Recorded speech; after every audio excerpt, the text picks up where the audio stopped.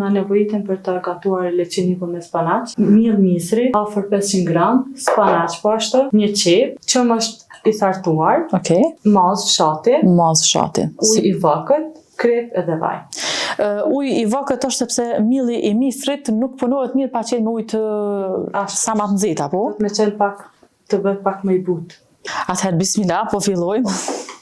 Unë nëse kam nevojë, po mënoj nëse duhet më ndihmu diçka t'rregull, se spritoj. Rregull, fillim qepen. Fillimisht qepen edhe spinaqin po i bën bashk. E nëse ka qep treja kështu, a mban edhe me ato në herë apo vetëm duhet me kokën e qepes? Unë mendoj që me të dyja do të thotë. Më shumë ka ra me provu me qep të shlo, po, përsa do të thotë vetëm koka e qepes, me qep treja. Po, edhe i shëndetshëm. Po. Hedhim kripën.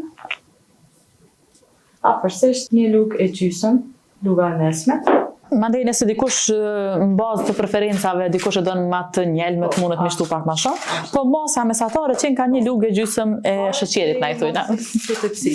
Po, sigurisht. E kështu për fryrje diçka nuk i qet? Jo, peciva, po nuk ka nevojë. Hedhim qumshtin e thartuar. Të dyat janë qumshti thartuar dhe këta ata? Ajo është mazë, kjo është qumshti thartuar. Në rregull. 500 gram do të thotë hedhim qumshtin e thartuar, po ashtu edhe mazë. Të dyja këtu